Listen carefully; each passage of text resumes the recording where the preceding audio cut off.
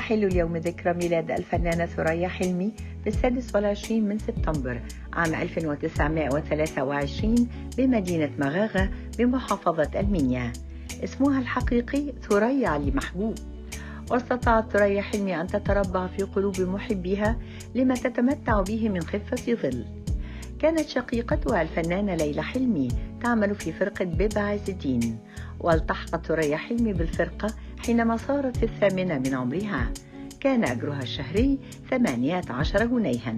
غنت ثريا حلمي 300 مونولوج في الفترة من عام 1944 إلى عام 1966، ومن أشهر ما غنت مونولوجات اديني عقلك، وفتح يا ابني فتح عقلك، ولو مؤاخذة، وشوف مين بيكلمك، ويا سيدي عيد. عجوز ماشي بيتلخلخ وبدلته بمبم سخسخ وعليه طرقع في البان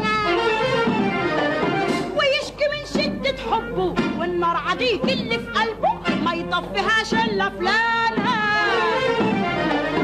وفلانة قد عياله وحتى مش لايقاله، ويقف لها قدام الباب ويقول لها بزيادة عذاب يا رم يا عين يا قيس عين يا جدي عين.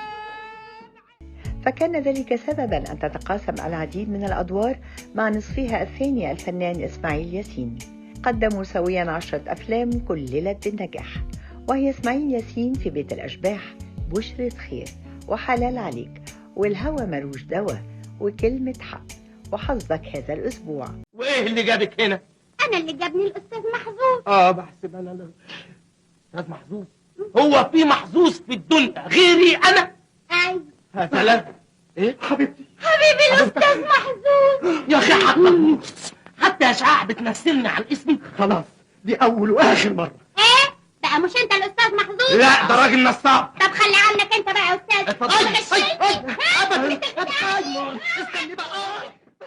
وحلاق بغداد، والكيلو 99، وإسماعيل ياسين يقابل ريا وسكينة، وعجيب أفندي. ونجحت ثريا حلمي مع نجوم كبار آخرين، من بينهما أفلام أخيرا اتجوزت، ولو كنت غني. خسرتي كام النهارده؟ 20 جنيه بس كده ولا تزعلي أبدا. اتفضل، ادي 10 ادي 20. لسه زعلانة؟ ليه؟ عشان لسه 30 بتوع ايه؟ اللي خسرتهم في الشتات التانية. يا سلام، في جزمتك الفلوس. اتفضلي. 30 40 50. ايه رأيك بقى؟ لسه زعلانة؟ لا. ملبسة.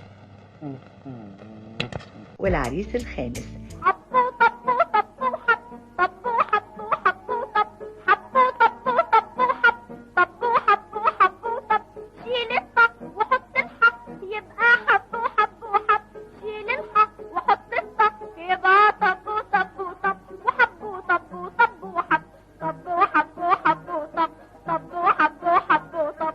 نداء الدم، وعريس الهنا، خبز والسوق السوداء، والقرش الأبيض، وليلة الجمعة، وكازينو الطافة، واليتيمتين مع فاتن حمامة. كما قدمت العديد من المسرحيات، منها لوكندة الفردوس مع عبد المنعم مدبولي. هو مين؟ أنا لما كانت ماهيته 7 جنيه كنت بوكله واكسيه واشربه هو وولاده واوفر له آخر الشهر 12 جنيه. ابداع اقتصادي من جنابك. هو مين؟ أنا مرات البيه اللي جاي يتجوز بسلامة أختك. تزوجت ثريا حلمي من أنطوان عيسى، ابن شقيقة بديع مصبني. استطاعت الفنانة ثريا حلمي أن تتربع في قلوب محبيها لما تتمتع به من خفة ظل وابتسامة مميزة.